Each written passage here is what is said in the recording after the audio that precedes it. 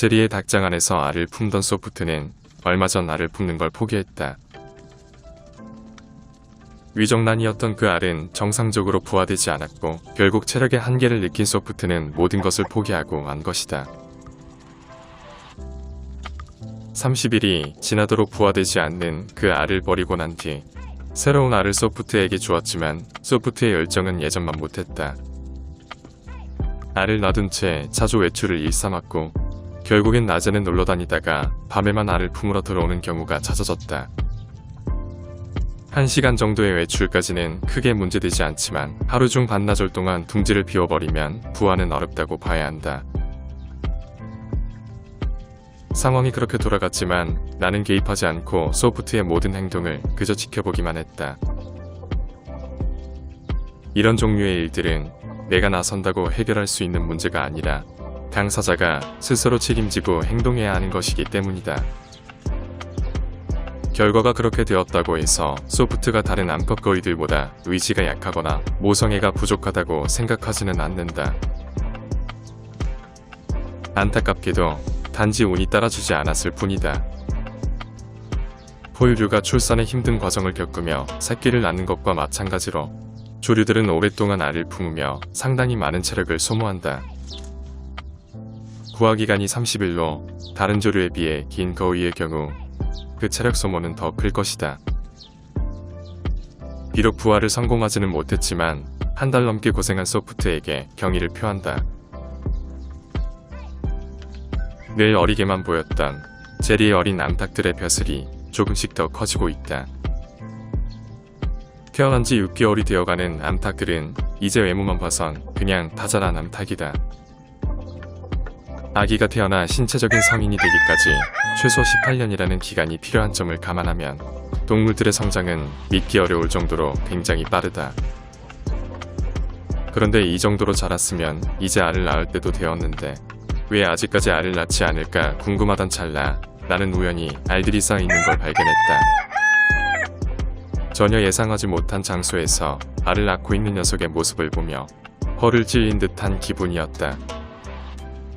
알을 얼마나 많이 낳았는지 알 위에 알이 있고 또다시 그 위에 알을 낳고 있는 것이다.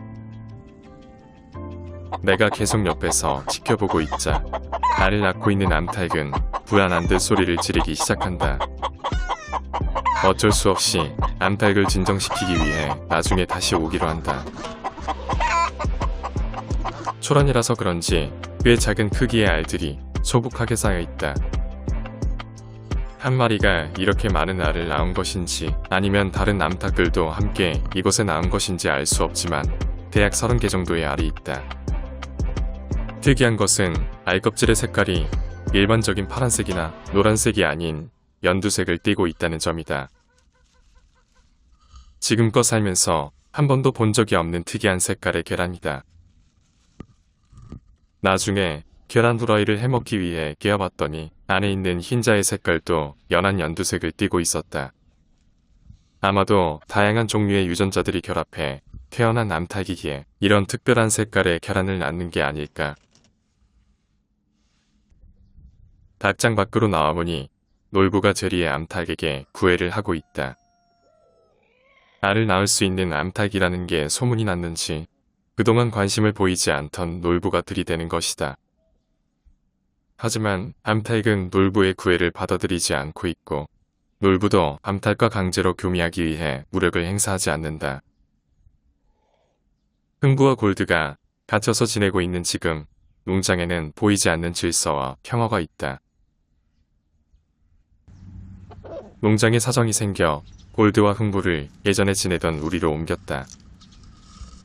물론 우리의 중간을 막아 녀석들이 만나지도 그리고 싸우지도 못하게 만들었다.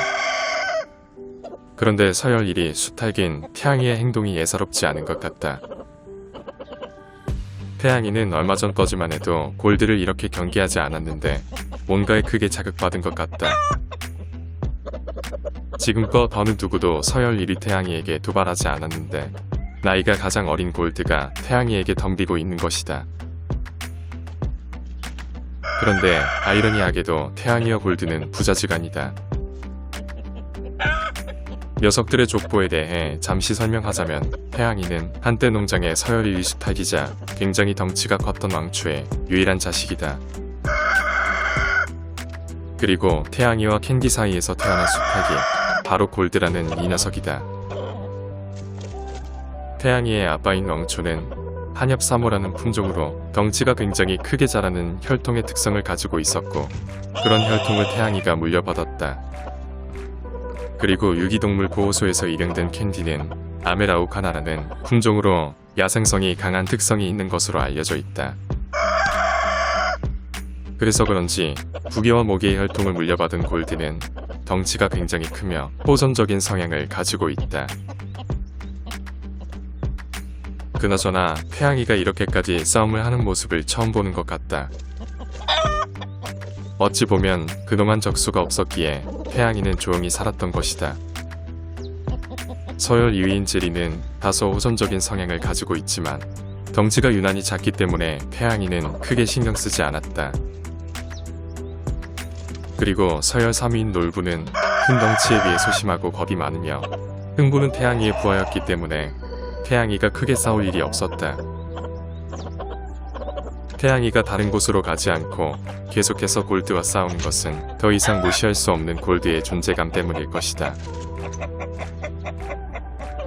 태양이는 동물적인 감각으로 싸울 가치도 없는 다른 수탉들은 그냥 내버려두고 자신의 자리에 위협이 될 수 있는 골드를 견제하고 있다.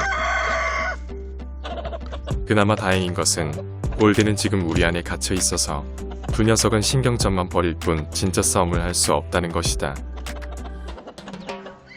예상하건대 계급장을 떼고 제대로 싸운다면 아마도 두 녀석 모두 크게 다칠 것이고 결국 골드가 태양이를 이길 거라 생각한다.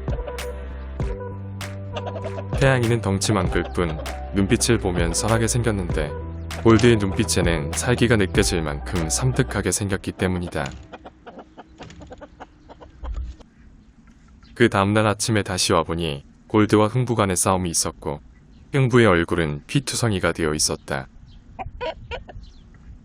두 녀석이 만나지 못하도록 공간 분리를 해놨는데 골드가 어떻게 들어갔는지 흥부가 있는 쪽으로 넘어간 것이다. 이번에는 흥부가 심하게 공격받은 게 아니라 다행이지만 내가 조금이라도 늦게 농장에 왔다면 흥부가 잘못될지도 모를 일이었다.